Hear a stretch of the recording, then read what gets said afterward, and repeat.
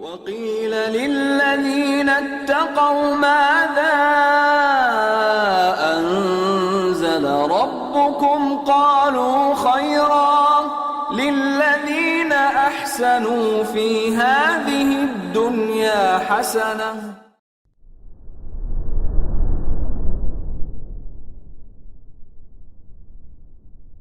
أشهد أن لا إله إلا الله وحده لا شريك له وأشهد أن محمدا عبده ورسوله لا نبي بعده.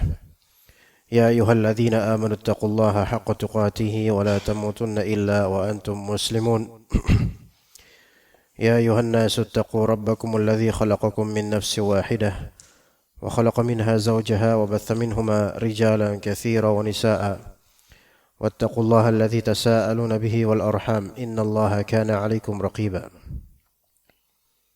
فإن أصدق الحديث كتاب الله وخير الهدي هدي محمد صلى الله عليه وسلم وشر الأمور محدثاتها وكل محدثة بدعة وكل بدعة ضلالة وكل ضلالة في النار. أما بعد, ikhwas sekalian rahimakumullah, sebagai bentuk syukur kita kepada Allah Azza wa Jalla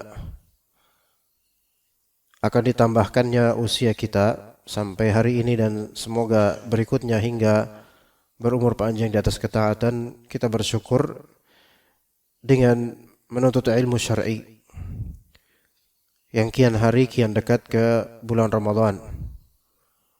Maka secara kontekstual persiapan untuk menunaikan kewajiban di bulan Ramadan itu diantaranya berupa menuntut ilmu syar'i yang berkaitan dengan amalan itu, yaitu puasa. Selagi pula berusaha memulai untuk meruntinkan bacaan Al-Quran yang lebih banyak daripada bulan-bulan sebelumnya, karena seseorang akan bisa istiqamah di bulan Ramadan dalam membaca banyak lembaran Al-Quran jika dia sudah memprepare atau mempersiapkan dari bulan-bulan sebelumnya. Dan kita sudah memasuki bulan Rajab, kemudian setelah itu Sya'ban. Dan di bulan Sya'ban itu dikenal oleh para ulama di zaman awal-awal dahulu sebagai Syahrul Qurra, yaitu bulannya para pembaca Al-Quran. Padahal yang paling utama di bulan Ramadan betul, tetapi bulan Sya'ban itu adalah bulan persiapan yang paling akhir untuk membiasakan diri memperbanyak bacaan Al-Quran. Dan semoga dengan sedikit muqaddimah ini menggugah kita untuk lebih dalam lagi menuntut ilmu tentang fikih puasa dan juga semakin giat untuk memperbanyak bacaan Al-Quran. Dan insya Allah kajian di Ahad pekan kedua, kalau yang sebelumnya ada Al-Adab Al-Mufrad, maka kita alihkan sementara untuk kitab Al-Kafi fi Fiqhil Imam Ahmad bin Hanbal rahimahullah, karya Ibnu Qudamah Al-Maqdisi rahimahullah. Yang juga di kajian Kamis subuh dan juga Jumat subuh juga diteruskan kitab ini sampai bulan Ramadan sebagai persiapan untuk anak dan juga jemaah yang mungkin berkenan ikutan mendapatkan ragukan dan faedah ilmu yang banyak dari kitab ini insyaallah ta'ala. Jadi kita bahas kitab As-Siyam dari kitab Al-Kafi karya Ibnu Qudamah Al-Maqdisi rahimahullah.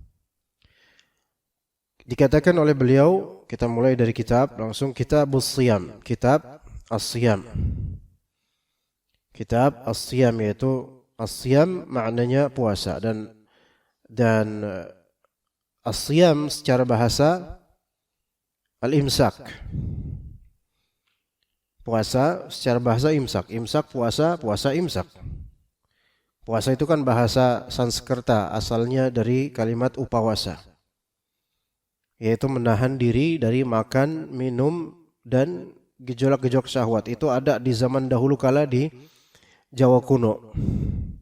Disebut upawasa. Maka disingkat atau dipoles kalimatnya, katanya menjadi puasa. Ya, jadi puasa itu aslinya adalah lafal yang digunakan oleh orang-orang dari agama terdahulu di Jawa kuno. Mungkin itu bahasa Sanskerta atau lainnya, yang kemudian menjadi bahasa Indonesia jadi puasa. Sama kayak misalnya sembahyang, yaitu maksudnya kalau kita sholat. Itu kan dari bahasa Jawa kuno tadinya sembah dan hiang. Sembah dan hiang. Kita hiang. Hiang itu adalah dewa. Dan orang-orang yang mungkin sudah wafat dari roh-roh anggapan orang-orang kuno dahulu. Makanya mayit-mayit seringkali disebut eyang. Karena maksudnya eyang di sini adalah ruh yang sudah wafat. Nah, ini penyembahan terhadap roh-roh yang sudah wafat di zaman Jawa kuno itu menyebut ini hyang. Makanya Hyang Maha Kuasa, Hyang Maha Esa. Makanya wayang dari kata wa dan hyang, wahyang aslinya. Karena awalnya dari hyang. Itu aslinya, ya. Tapi sekarang sudah menjadi hakikat urfiyah di bahasa Indonesia sehingga tidak apa-apa menggunakan istilah puasa atau sembahyang. Hanya saja istilah syar'i jauh lebih afdal.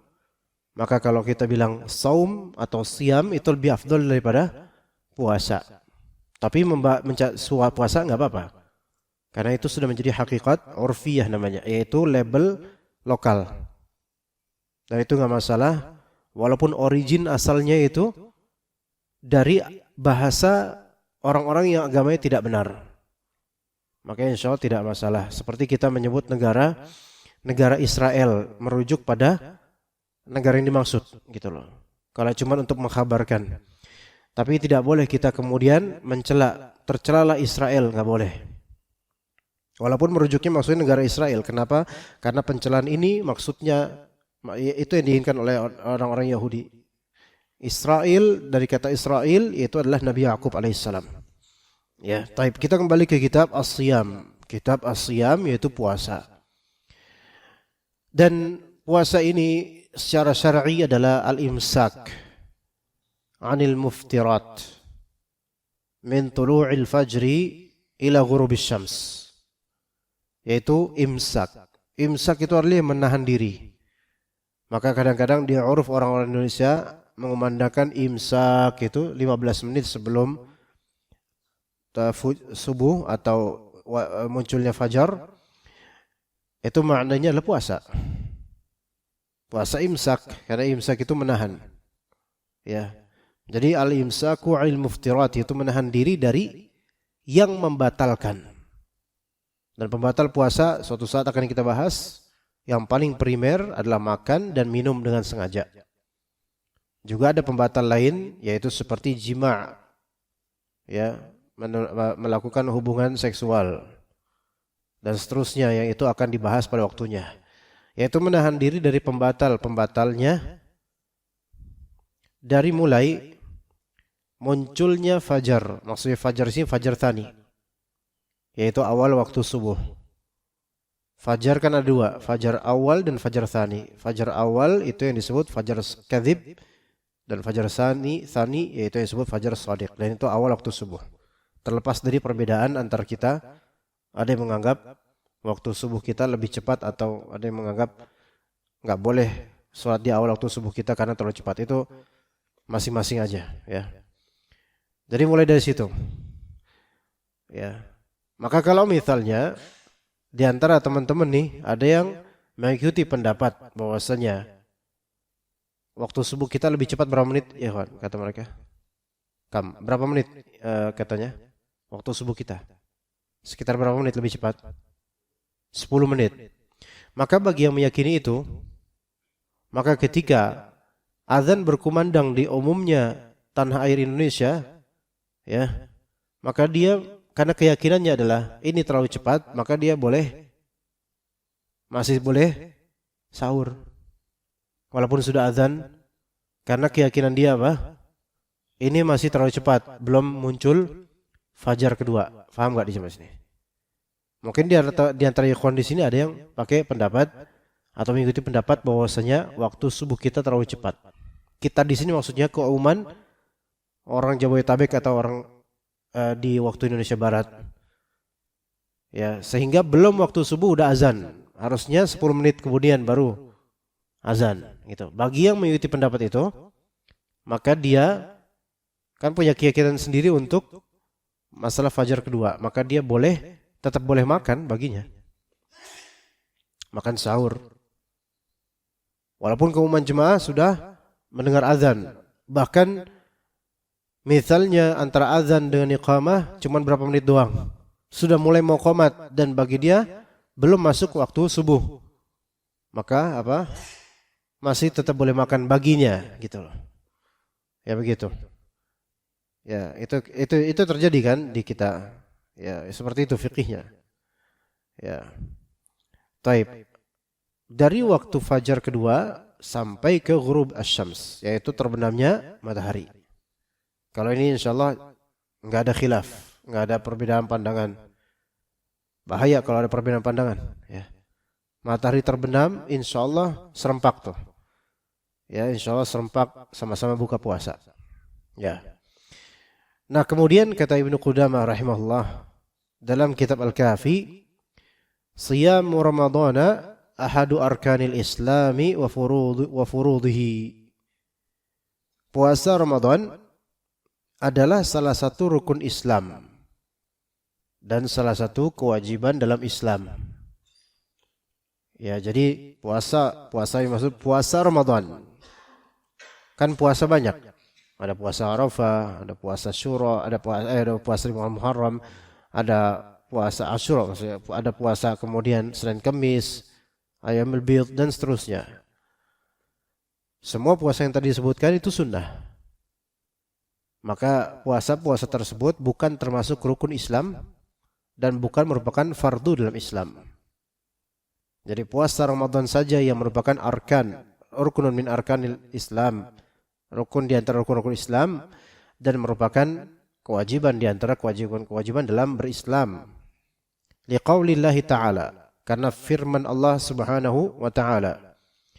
Ya ayyuhalladzina amanu kutiba alaikumus shiyam kama kutiba 'alal ladzina min qablikum la'allakum tattaqun. Wahai orang-orang yang beriman, kutiba alaikumus shiyam. Kutiba di sini maksudnya maknanya furida, ujiba, diwajibkan, difardukan atas kalian as-siyam, puasa. Kama kutiba 'alal ladzina min qablikum. Sebagaimana diwajibkan atas orang-orang sebelum kalian. Ini menunjukkan bahwasanya puasa itu bukan syariat khusus bagi syariat Nabi Muhammad SAW, melainkan sebelumnya sudah ada syariat puasa dengan dalil kutiba 'alal ladzina min qablikum. Orang-orang sebelum kalian juga diwajibkan dulu. Ya, namun dengan kaifiyah yang berbeda, tata cara yang mungkin berbeda. Dan Fakhruddin Ar-Razi rahimahullah dalam Mafatih Al-Ghaib atau disebut juga kitab At-Tafsir Al-Kabir atau juga masyhur dengan tafsir Ar-Razi menyebutkan dalam tafsir ayat ini bahwasanya Allah Subhanahu wa taala menyinggung masalah orang-orang dulu di zaman sebelum Nabi Muhammad SAW itu sudah berpuasa sebelumnya untuk menjadi tasliyah dan hiburan bagi orang-orang muslim para sahabat Nabi ketika itu, karena mereka berpuasa di bulan Ramadan, yang mana bulan Ramadan ketika itu dikenal dengan bulan yang paling panas-panasnya, sehingga menguras energi lebih dan masyaqqahnya itu kabirah, yaitu kesulitannya itu lebih besar. Maka Allah Ta'ala hibur dengan apa? Dengan menyebutkan bahwa orang-orang sebelum kalian itu sudah pernah melakukannya. Ya, pelajaran juga di sini, ikhwan. Kalau misalnya ada orang menghadapi kesulitan, kemudian mungkin konsultasi sama kita, maka di antara hal yang membuat kalbunya itu lebih tenang adalah kita menyatakan bahwasanya apa yang antum alami dari ujian itu telah dialami oleh orang-orang sebelum kita. Sehingga kita mencari sekarang misal dan contoh teladan dari orang-orang sebelum kita. Itu akan lebih menghangatkan. Anak-anak muda yang belum punya pengalaman, entah pengalaman kerja, entah pengalaman menikah, entah pengalaman pergaulan misalnya, itu tentu konsultasinya sama orang tuanya, dan orang yang lebih tua, yang lebih punya pengalaman. Karena dengannya itu bisa mengambil ibrah dan hikmah. Ya, ini ya, dan itu semua sebagai tasliyah dan hiburan. Kama kutiba 'alal ladzina min qablikum la'allakum tattaqun, supaya kalian bertakwa.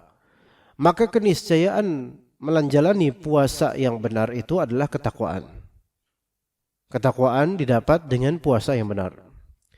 Kemudian wa'an Abi Hurairah qala, kata dari Abu Hurairah, beliau berkata, baina Rasulullah sallallahu alaihi wasallam yauman barizan linnas. Ketika itu kami bersama dengan Rasulullah sallallahu alaihi wasallam. Baina Rasulullah sallallahu alaihi wasallam yauman barizan linnas. Ada Rasulullah sallallahu alaihi wasallam suatu hari nampak di antara para sahabat, berkumpul bareng dengan para sahabat. Hadis ini adalah hadis Abu Hurairah dalam Sahih Muslim, dan juga hadis ini diriwayatkan oleh Umar bin Al-Khattab. Jadi ada namanya yang disebut hadis Jibril. Mungkin kita pernah mendengar atau bahkan mungkin pernah menghafal hadis panjang namanya hadis Jibril, yang itu hadis kedua dalam Arba'in Nawawiyah. Namun diriwayatkan oleh Umar bin Al-Khattab dan juga diriwayatkan oleh Abu Hurairah. Yaitu hadis yang di situ menjamak pernyataan-pernyataan Nabi ketika ditanya oleh malaikat Jibril yang mewujudkan diri sebagai manusia. Akhbirni 'anil Islam, kabarkan kepada saya tentang Islam. Apa itu Islam? Akhbirni 'anil iman, apa itu iman? Akhbirni 'anil ihsan, apa itu ihsan? Kemudian bertanya tentang hari kiamat dan tanda-tandanya. Namun hadis yang dipakai oleh Ibnu Qudamah dalam Al-Kafi ini yaitu riwayat Abu Hurairah yang lebih simpel, namun ada beberapa perbedaan lafal.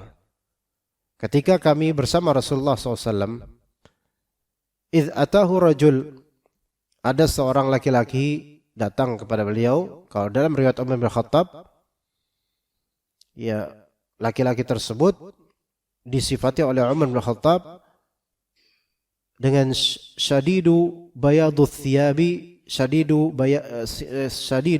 sawadis sya'ri, yaitu sangat putih pakaiannya dan sangat hitam rambutnya, masih bagus gitu. La yura alaihi atharus safar, tidak terlihat tanda-tanda bepergian jauh dari orang ini, seolah-olah seperti orang di dekat masjid, dekat orang dekat, padahal la ya'rifuhu minna ahadun, tak seorang pun dari kita kenal dengan orang ini. Maka mendekati Rasulullah SAW, fa asnada rukbatayhi ila rukbatayhi, kemudian orang itu menempelkan lututnya ke lututnya Nabi SAW. Ya. Wa wada'a kaffaihi ala fakhidaihi, dan meletakkan kedua tangannya di atas pahanya Rasulullah SAW dan berkata, ya Rasulullah, akhbirni 'anil Islam, wahai Rasulullah, beritahu kepadaku tentang Islam. Maka Rasulullah SAW menjawab, al-Islamu an tashhada an la ilaha illallah wa anna Muhammad Rasulullah wa tuqimus shalah wa tu'tiyaz zakah wa tasuma Ramadan wa tahujjal baita in istata'ta ilaihi sabila. Itu jawaban dalam redaksi Umar bin Khattab. Kalau jawaban dalam redaksi Abu Hurairah, itu yang disebutkan oleh Ibnu Qudamah dalam Al-Kafi ini, Islam itu adalah an ta'budallaha wa la tusyrika bihi syai'a. Nah, ini beda. Tapi semakna sebenarnya. Engkau menyembah Allah dan tidak berbuat syirik sedikit pun. Ini konsekuensi dari la ilaha illallah. Kemudian, wa tuqimas salata al-maktubah. Kemudian engkau menunaikan salat wajib. Wa tu'tiyaz zakat al-mafruḍah. Kemudian engkau menunaikan zakat yang diwajibkan. Wa tasuma Ramadan. Dan engkau berpuasa di bulan Ramadan. Nah, puasa di sini dikaitkan dengan bulan Ramadan, yang artinya tidak boleh berpuasa Ramadan di luar bulan Ramadan kecuali qada. Tidak boleh berpuasa Ramadan di luar bulan Ramadan kecuali qada. Nah, gitu. Jadi puasa Ramadan hanya di bulan Ramadan. Adapun qada, mengqada puasa Ramadan itu kan karena ada alasan, gitu kan? Tapi nggak boleh seseorang sengaja tidak mau berpuasa Ramadan, kemudian saya nggak mau puasa Ramadan, saya puasa Ramadan kapan-kapan aja, di bulan Syawal nanti gampang lah. Itu nggak sah, nggak boleh. Ya, harus dia puasa di bulan Ramadan. Ya. Muttafaqun alaih, hadis riwayat Bukhari Muslim. Kemudian kata Ibnu Qudamah rahimahullah, beliau melanjutkan setelah mengulas ayat dan hadis akan wajibnya puasa Ramadan, beliau mulai menyebutkan syarat-syarat wajib puasa Ramadan. Puasa Ramadan ini baru diwajibkan jika seseorang memenuhi kriteria dan syarat berikut. Dan beliau menyebutkan, ana ringkas ada 4. Nanti dijabarkan secara rinci insyaallah. Ada 4. Ya. Yang pertama Islam. Yang kedua akal. Yang ketiga baligh. Yang keempat itaqah atau mampu. Ya, yang pertama Islam. Yang kedua akal. Yang ketiga baligh. Yang keempat mampu. Maka ini syarat sah puasa Ramadan. Syarat sah puasa Ramadan. Islam, akil, baligh, mampu. Itu. Ya. Kemudian Ibnu Qudamah rahimahullah menjelaskan, wala yajibu illa bi syurutin arba'ah, tidak wajib kecuali dengan syarat yang 4 ini, yaitu pertama al-Islam.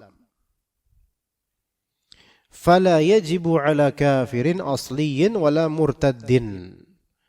Maka tidak wajib puasa Ramadan atas orang kafir asli dan tidak pula wajib atas orang murtad. Karena keduanya ini berlawanan dengan Islam, Muslim. Ya, kafir asli, jadi orang kafir ada 2 macam. Imma dia kafir asli, imma dia murtad. Apa bedanya? Kafir asli, ya jelas kafir asli ya. Kafir tulen gitu bahasa kita. Memang dari sananya kafir. Mungkin ya dari keluarga yang memang sudah kafir gitu loh. Adapun murtad maka orang yang berstatus riddah. Apa itu riddah? Apa itu kemurtadan? Kemurtadan adalah, kalau riddah secara bahasa itu ar-ruju'u 'anis syai'. Yaitu rujuk dari sesuatu. Bertolak dari sesuatu, berpindah dari sesuatu. Sedangkan secara syar'i, riddah, kemurtadan itu adalah kufru muslimin. Kufru muslimin biqaulin sarihin au lafdhin yaqtadhihi au fi'lin yaqtadhihi. Riddah itu adalah, kemurtadan itu adalah kufru muslimin. Kufurnya seorang muslim biqaulin sarih, dengan pernyataan yang tegas, jelas. Kufurnya seorang muslim dengan pernyataan yang tegas. Maksudnya apa? Pernyataan, klaim, statement dari dirinya bahwa dirinya telah meninggalkan agama Islam. Qaul sarih ini imma dia hazlan, imma dia jiddan atau jaddan. Perkataan yang tegas, straight, sarih, tidak ada takwil di balik itu. Baik dia bercanda maupun dia sungguh-sungguh menyatakan dirinya murtad dengan lafal-lafal semisal itu. Ya, mengatakan telah murtad. Kemudian menyatakan udah masuk Kristen saya gitu. Walaupun bercanda. Ya, kalau tadi dalam konteks misal itu sama sekali enggak ada niatan.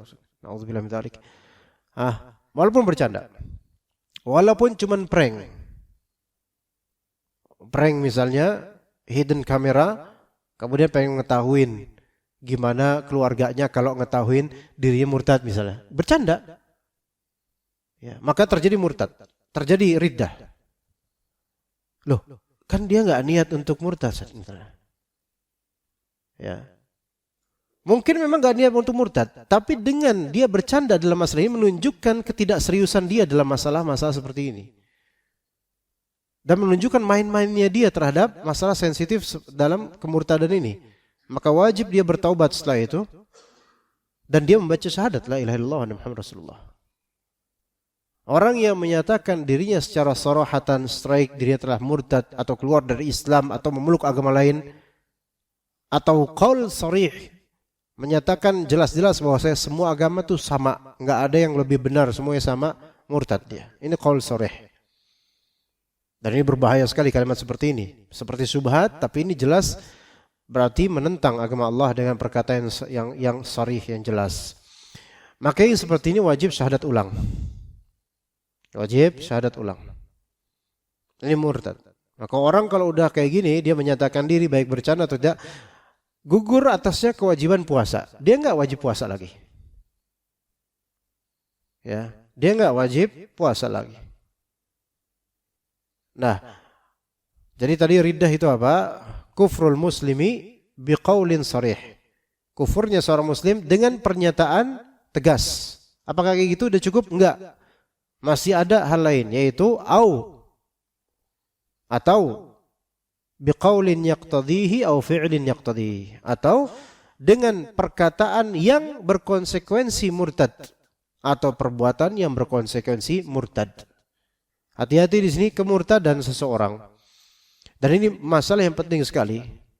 Karena tidak sedikit dari orang yang berdakwah, bahkan sampai penjuru dakwah, yang menganggap bahwasanya muslim tidak akan mungkin dia murtad kecuali dia ngaku sendiri kalau dia murtad. Salah. Seseorang bisa murtad tanpa dia mengklaim diri murtad. Yaitu selain dari pernyataan tegas, mungkin bukan pernyataan tegas. Sekarang biqaulin yaqtadihi au fi'lin yaqtadihi. Dengan perkataan yang melazimkan dia itu keluar dari Islam. Walaupun dia enggak niatan untuk murtad, tetapi kalimatnya ini kalimat yang menjadikannya keluar dari Islam. Seperti apa? Melecehkan Nabi Muhammad SAW misalnya. Dia enggak menyatakan saya kufur, saya enggak kafir. Cuman ya Muhammad kan kayak gini dan menjelekkan Nabi Muhammad SAW. Maka ini keluar dari Islam. Karena perkataan itu perkataan yang penghinaan yang atau penghinaan terhadap Nabi Muhammad SAW yang itu semua melazimkan apa? Keluarnya dia dari Islam. Atau pernyataan syirik akbar. Ya. Pernyataan maupun pernyataan syirik akbar dengan menyatakan bahwasanya kita ini diberi hujan karena memang bintang inilah yang memberikan kita hujan misalnya. Ini jelas kufur akbar, keluar dari Islam. Ya, maka orangnya harus diingatkan, ya akhi, ittaqillah, antum sadar enggak ngomong kayak gitu? Itu kekufuran, enggak boleh. Dia harus wajib untuk taubat. Ya, dia wajib untuk taubat. Ya. Atau misalnya dia membaca mantra-mantra yang dia tahu di dalam mantra-mantra itu ada pemanggilan arwah dan permohonan untuk jin dari syaitan dari kalangan jin. Maka ini juga berkonsekuensi kemurtadan karena memohon kepada yang gaib selain Allah Ta'ala dengan lafal-lafal. Au fi'lin yaqtadhihi, di antara bentuk kemurtadan sebabnya adalah perbuatan yang melazimkan itu murtad. Seperti orang ketika dia mendaftarkan diri untuk menjadi dukun, maka di antara syaratnya itu biasanya apa? Menistakan Al-Quran. Baik dijadikan alas duduk atau dijadikan sandaran atau selipan di sepatu buat diinjak-injak atau untuk membersihkan tinja dan seterusnya. Maka ini perbuatan yang berkonsekuensi murtad. Itu. Jadi pernyataan beberapa dari juru dakwah yang mengatakan seseorang tidak akan keluar dari Islam kecuali dengan pernyataan yang langsung bersifat pribadi, saya keluar dari Islam. Kalau kayak gitu bicara ini salah, khata. Karena boleh jadi seseorang keluar dari Islam bukan gara-gara pernyataan resmi, melainkan perkataan yang bisa membuat dia keluar dari Islam atau perbuatan. Nah, ketika seseorang keluar dari Islam, maka tidak wajib atasnya apa? Puasa, enggak wajib puasa. Kalau dia, di antara perkataan yang membuat seseorang keluar dari Islam adalah dia telah pernah belajar bahwa puasa itu wajib. Namun dia mengatakan dengan terang benderang puasa Ramadan itu nggak wajib. Ya. Maka orang ini keluar dari Islam. Loh, masa segampang itu keluar? Iya. Tidak ada orang yang menyatakan puasa Ramadan nggak wajib kecuali orang yang bukan Muslim. Semua orang Muslim sepakat puasa Ramadan itu wajib. Kecuali mungkin kalau bagi musafir itu beda urusan. Ini orang serius ngomong puasa Ramadan nggak wajib. Ini bertentangan dengan Al-Quran, hadis, ijma' ulama seluruhnya. Maka ketika orang ini menyatakan seperti itu, meyakini dan menyatakan seperti itu, puasa Ramadan nggak wajib. Dan kemudian dia puasa Ramadan, tidak sah puasanya. Tidak sah puasanya sampai dia bertaubat dan meralat pernyataannya itu, baru dia akan dianggap sah puasa setelah itu. Ya, sebagian ulama mengatakan dia juga diwajibkan bersyahadat. Namun wallahu alam untuk yang ini tidak diwajibkan bersyahadat. Melainkan cukup dia meralat kekufurannya itu, pernyataan kufurnya itu. Ya, begitu. Jadi orang yang murtad tidak wajib puasa Ramadan, tetapi apakah ketika di akhirat nanti dia akan dihukum karena meninggalkan puasa Ramadan? Iya, dia dihukum karena meninggalkan puasa Ramadan, padahal enggak wajib atasnya. Sebagai taghlidz atau tasdid al-azab, sebagai penebalan dan pembesaran azab untuknya. Kata Allah Azza wa Jalla, qala ma salakakum fi saqar? Qalu lam nakum minal musallin wa lam nut'imukul miskin. Ada apa kalian kok masuk ke neraka Saqar? Kata mereka, kami dulu enggak sholat. Dan kami dulu tidak memberikan makanan kepada orang-orang miskin. Tuh. Wa kunna nakhudhu ma'al khaidin. Kami dulu bercanda sama orang-orang yang mencandai Islam. Ala kulli hal, orang-orang yang murtad atau kafir asli, mereka di akhirat itu akan ditambah azab karena meninggalkan sholat. Padahal sholat enggak wajib atas mereka. Mereka akan diazab karena meninggalkan zakat fitr. Padahal zakat fitr tidak wajib atas mereka. Mereka akan diazab karena meninggalkan puasa. Padahal puasa tidak wajib atas mereka. Tapi kita lihat beberapa orang kafir asli. Beberapa dari mereka puasa, ya enggak? Ada beberapa orang yang kafir asli, mungkin beberapa tetangga kita mungkin puasa mungkin. Ada yang dalam rangka toleransi kayak gitu ya. Ada yang mungkin melihat kebaikan puasa itu sendiri jadi ikutan. Bahkan ada yang buka bersama. Bahkan ada yang memberikan santunan iftar pada masjid atau pada kaum muslimin. Terlepas dari itu kebaikan buat mereka, apakah mereka akan diazab kalau enggak masuk Islam? Apakah mereka akan diazab gara-gara enggak puasa? Padahal mereka puasa loh. Ya, jawab loh. Ya, silakan jawab. Diazab enggak nanti jemaah? Mereka puasa Ramadan. Diazab. Kenapa diazab? Karena mereka puasa. Karena belum Islam. Karena walaupun mereka puasa mereka sah enggak? Tidak sah. Tetap akan kena azab. Iya. Maka si malkama gitu loh. Puasa kena azab, enggak puasa kena azab. Makanya masuk Islam. Kan gitu. Ya kan solusinya kan enak kan gitu. Gampang solusinya. Iya. Taib. Jadi orang non muslim, baik yang asli non muslim atau memang dia murtad, tidak wajib puasa. Namun tetap kena azab. Ya itu.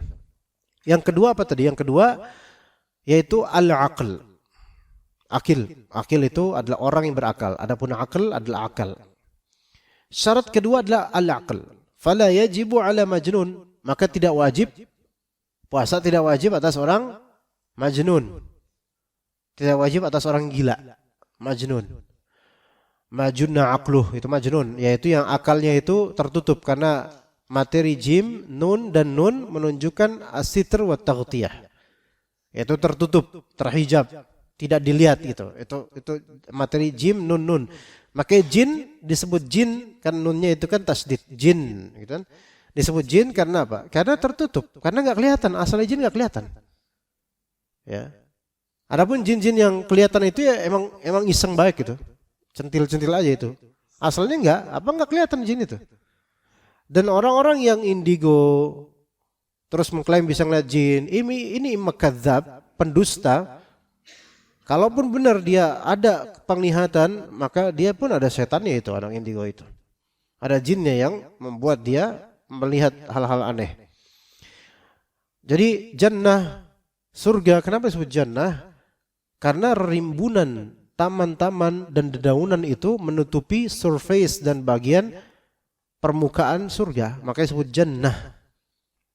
Ya, dan kata Nabi SAW, as-siyamu junnah. Siyam, puasa itu junnah. Junnah itu perisai. Kenapa disebut perisai? Junnah karena menutupi tubuh perisai. Begitu. Majnun tertutup akalnya. Makanya ada orang yang gila beneran. Maksud gila sih majnun, disebut majnun. Gila beneran dia. Ada orang yang tingkahnya gila, padahal dia nggak gila, tetap aja bilang gile loh. Kenapa? Di luar nalar. Gitu. Makanya ini majnun secara bahasa kita, gila. Gila tuh orang tuh, berani banget, gitu kan? Karena apa? Di luar nalar dia, gitu. Makanya dianggap ini nggak masuk ke akal saya, gitu loh. Itu gila. Nah, kan? Tapi yang dimaksud dalam fikih orang majnun ini yang memang tertutup akalnya secara hakiki. Nah, majnun, entah kepentok, ya, entah karena apa, maka tidak wajib atasnya puasa. Ya, ada majnun yang memang dia betul-betul permanen misalnya, maka nggak wajib puasa. Nggak wajib puasa. Bahkan kata para ulama juga tidak wajib kafarah untuknya, karena memang pada aslinya tidak wajib atasnya puasa. Hanya saja ada sebagian ulama yang memberikan rincian. Ada sebagian ulama yang memberikan rincian. Kalau majnunnya itu disebabkan ulahnya sendiri dengan sengaja, maka tetap wajib. Gitu. Ada yang bilang gitu. Adapun kalau majnunnya itu enggak sengaja atau memang faktor lain, ya, maka tidak wajib. Gitu. Paham nggak? Misal, ada orang majnun gara-gara minum khamar, hilang akalnya dalam waktu 3 hari, dan minum khamar itu di bulan Ramadan, tingkatnya tinggi dia, ya, apa aja masuk semua, Sprite, obat nyamuk, masuk semua, sampai mabuk, sampai linglung, udah nggak habis pikir dah tuh. Kata sebagian ulama, ini orang dengan sengaja dia membuat dirinya gila, maka tetap wajib untuk puasa Ramadan kalau dia gilanya di bulan Ramadan. Kata sebagian ulama begitu. Nah, ini masa-masa rinci, nanti suatu saat akan kita rinci lagi. Jadi orang majnun itu tidak wajib puasa. Hanya saja majnunnya ini kan ada takarannya. Kalau kemajnunannya, ya apa, kegilaannya itu masih lebih dominan kewarasannya, maka wajib. Ya, maka wajib. Kalau kemajnunannya itu lebih dominan daripada kewarasannya, maka dihukumi majnun. Gitu loh. Ya. Ini yang hakiki ya, bukan yang ngata-ngatain. Kalau ngatain, tumben lu waras. Nah, kalau ini kan enggak, kalau ini ngatain, ini mah enggak majnun aslinya. Ya. Kalau 50-50 tetap harus dikasih pertimbangan mana yang lebih tepat gitu loh. Gitu. Tapi seperti kalau 50-50, wallahu alam, keluarga lebih tahu dia itu sebenarnya lebih dominan yang mana, ya. Begitu. Ada orang yang majnunnya tuh kadang-kadang pas kumat aja gitu loh.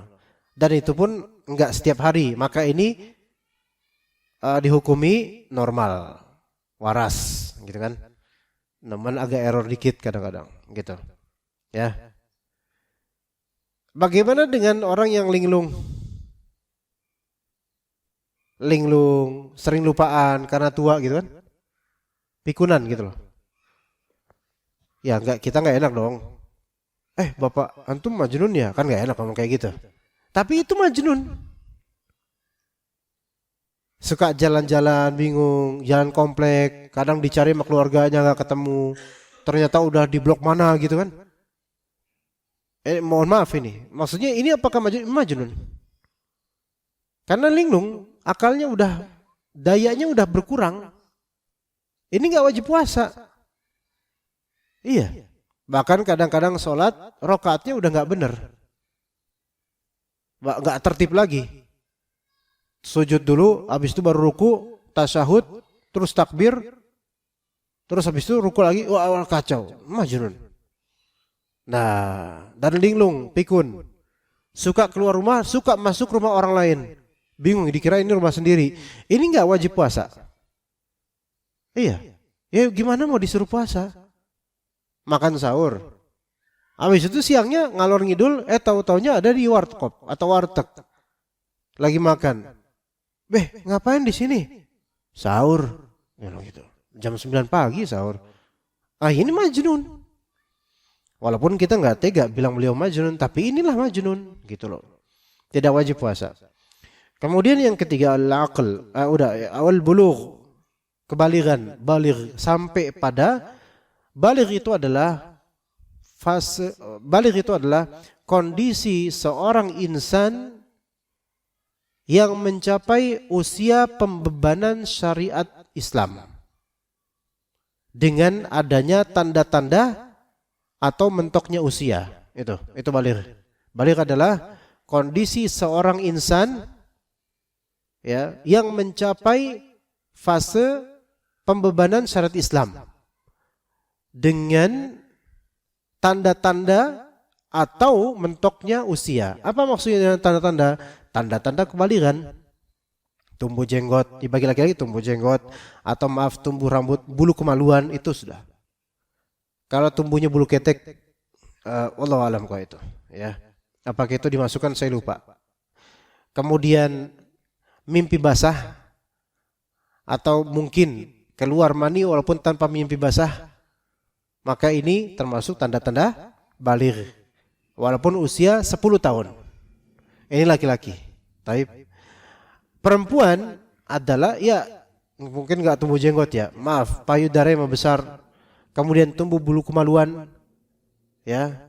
Dan yang paling dominan biasanya kalau perempuan apa? Haid. Ya, jangan nifas dulu. Kan belum apa-apa udah nifas. Haid dulu, ya kan?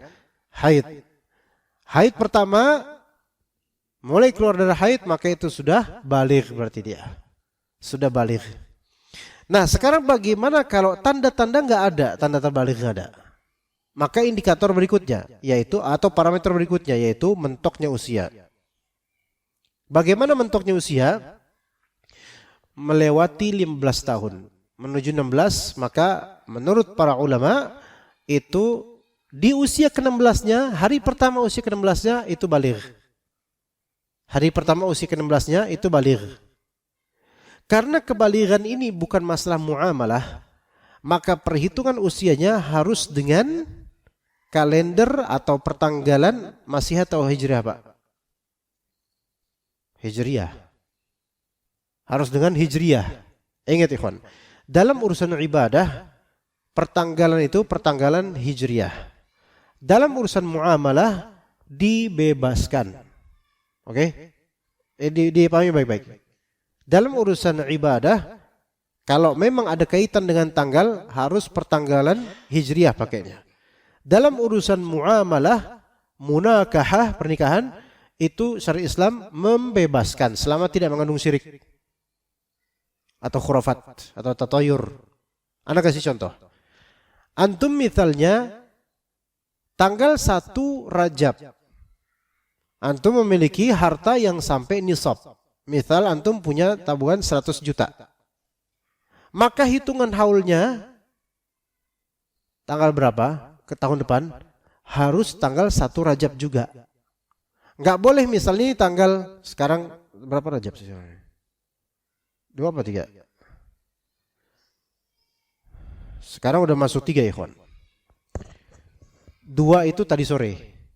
Ini udah 3 nih. Karena kalender Hijriah itu pergantian harinya di waktu maghrib.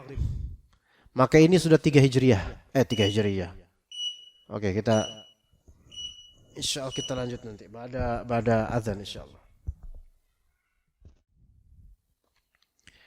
Taib. Jadi tadi fala yajibu ala sabiyyin. Jadi orang balik di antara tanda-tanda. Afwan, tadi terakhir Anda bicara apa ya, ikhwan? Sebelum azan. Masih ingat ya, ikhwan?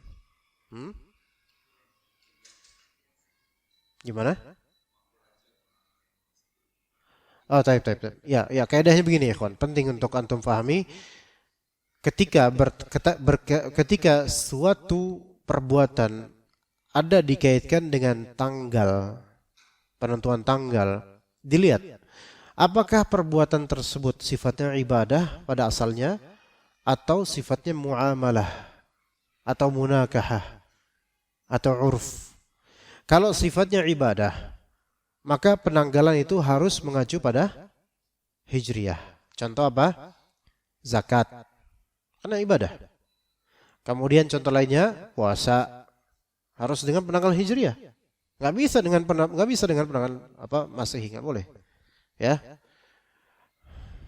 Kemudian tanda baligh atau usia baligh. Ya. Misal aja, seorang sekarang 2024 tahun tanggal berapa sekarang ya? 14 Januari ya. Baik. Berarti 15 tahun lalu adalah 2000 subhanallah. 2023 ya? Betul ya? Anggaplah gitu ya, 2023 ya.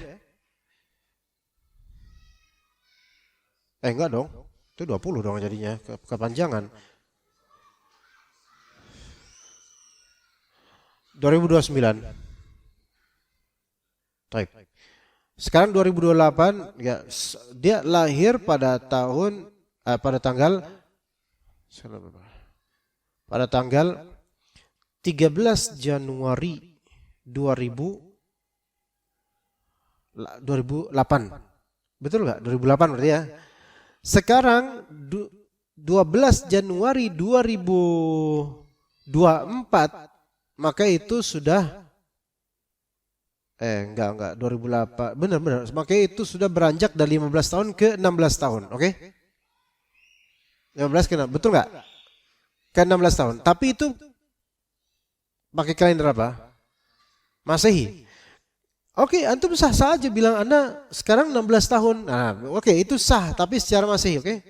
Adapun untuk misalnya ternyata antum belum tumbuh jenggot, belum tumbuh bulu kemaluan, belum pernah keluar air mani, belum mimpi basah. Misal, belum ada tanda-tanda baligh. Jakun enggak ada. Mungkin ada sedikit kelainan hormon misalnya. Namun ini 15 menuju 16, kapan balighnya? Apakah balighnya kemarin nih? Tanggal 12, 13 ini? Enggak, bukan. Dilihat, cari di internet 12 Januari 2008 lahir kapan? Zuhur bisa lahirnya. Zuhur lahirnya. Lahirnya zuhur. Zuhur 12 Januari 2008. Cari kalender 12 Januari 2008 itu Masehinya tanggal berapa? Gitu. Ternyata tanggal 2 Ramadan atau tanggal 1 Ramadan, tanggal 1 Ramadan 14 sekian gitu kan. Gitu. Maka balighnya dia adalah 15 tahun Ramadan setelah Ramadan 14. Sekarang 14 berapa sih? 45. Berarti 1430. 15 tahun lagi. Menuju 16 tahun. Berarti 1 Ramadan 1445 dia berusia. Enggak dong. Harusnya 1444 berapa? Bingung kan jadi. Al-muhim antum hitung sendirilah di rumah masing-masing. Di sini parameternya balighnya dia harus dari hitungan kalender Hijriyah. Itu kalau dia belum ada tanda-tanda baligh. Gitu. Baru mentok umur, itu yang tadi Anda sebut mentok umur. Orang kalau belum baligh, manusia kalau belum baligh itu namanya sabi, maka dikatakan fala yajibu 'ala sabiyyin, maka tidak wajib puasa atas anak kecil. Sabi itu adalah fase usia manusia dari awal kelahiran sampai dia baligh, itu sabi. Ya, sampai dia baligh.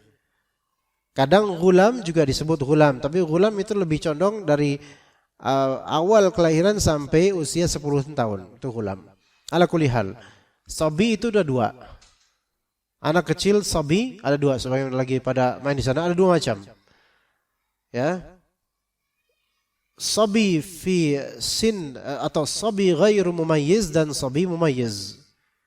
Sabi yang anak kecil yang tidak mumayyiz, tidak bisa membedakan, itu dari bayi sampai usia dia bisa membedakan pernyataan, omongan, benar, salah, bisa ngobrol dengan normal, bisa tahu mana yang benar, mana yang salah. Maka ini mumayyiz. Sabi yang anak kecil yang belum mumayyiz, usia 0, usia 1 sampai usia mungkin 7 atau 8, ketika dia belum, masih tell me gitu, masih tulalit gitu loh. Untuk urusan perintah dan larangan, yang benar yang salah, enggak begitu ngerti. Itu belum, tidak sah puasanya. Tidak sah puasanya. Adapun anak kecil yang sudah mumayyiz, usia ketika dia sudah paham, nah ini relatif. Kadang-kadang anak kecil 6 tahun sudah bisa puasa, sudah paham dia, sudah ngerti. Ya. Nah, kayak itu tuh, paham, masih kajian tuh.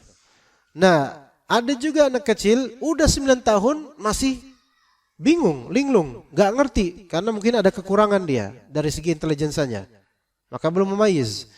Jadi kalau anak kecil sudah mumayyiz, sudah bisa ngerti, sudah paham pernyataan, larangan, perintah, maka yang seperti ini puasa sah tapi tidak wajib.